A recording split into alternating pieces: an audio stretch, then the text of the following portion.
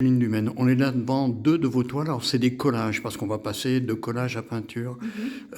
Qu'est-ce qui vous a conduit, vous, au collage? La texture papier,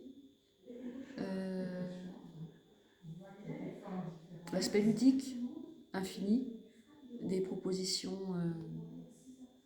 Ça ne veut pas dire que le collage est fait en 3 coups de cuillère à peau, en claquant des doigts, en 30 secondes. Hein. Parfois, c'est un jour, en travaillant en simultané 3 ou 4 collages, ça peut prendre une semaine, 15 jours. Et puis, il y a des choses qui sont plus intéressantes que d'autres, qui fonctionnent mieux au niveau du rythme, des contrastes et des couleurs comme en peinture. Et en général, j'essaie de raconter des univers un petit peu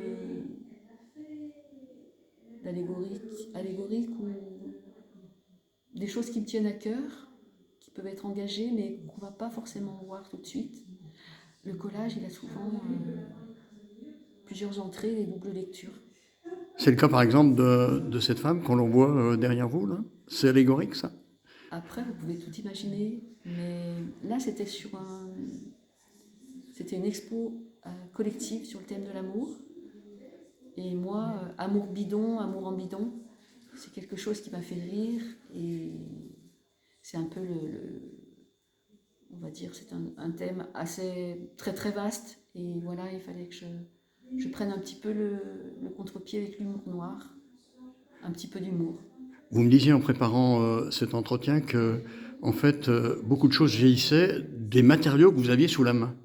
Oui, en fait, le plaisir est dans le faire, mais il est aussi beaucoup en amont, dans la collecte.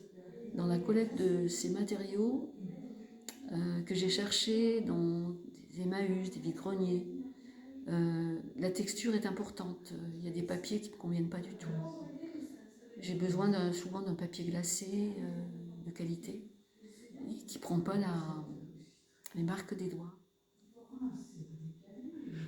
Et alors la collecte est plus difficile aujourd'hui. Il y a moins de flyers, il y a moins d'affiches, il y a beaucoup plus de choses sur Internet. Donc c'est un peu plus compliqué pour la diversité des papiers. On chemine juste à côté, là, Oui. suivez-moi, devant 3 autres œuvres qui sont exposées. Alors, bon, ça sent le feu, ça sent l'automne, ça sent la forêt, que sais-je. Est-ce que je suis dans le vrai, là? Oui, vous êtes dans le vrai, ça pourrait s'appeler Partout le feu. Mais Partout le feu, c'est déjà un roman, ça existe déjà. Mais l'idée du feu me plaît bien, en tous les cas. Quelque chose qui irradie,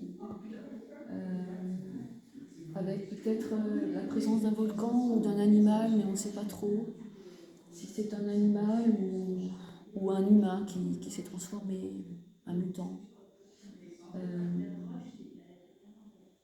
Voilà, il y a l'idée, pas forcément que du paysage en tous les cas. La chanson dit allumer le feu. Alors, vous les allumez ou vous les éteignez? C'est de qui ça?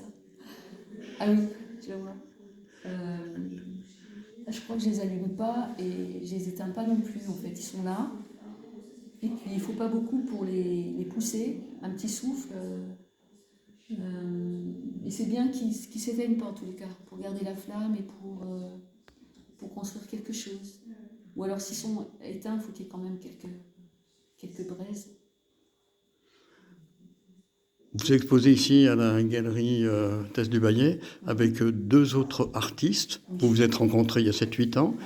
Qu'est-ce que ça fait un petit peu? Comment est-ce que ça met en valeur les œuvres respectives, d'être les unes à côté des autres ou les unes mêlées avec les autres? Et ben en fait, comme pour la première fois en 2020, on était vraiment, et on est très heureuse de notre accrochage.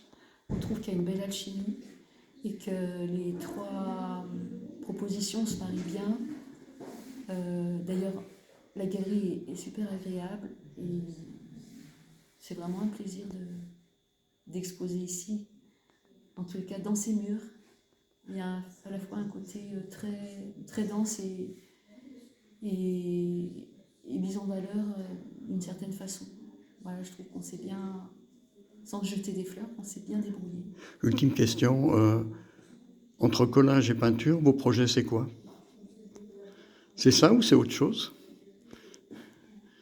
entre collage et peinture, peut-être que dans les 3 personnes, Gilliane et Sabine ont fait un métier à temps plein.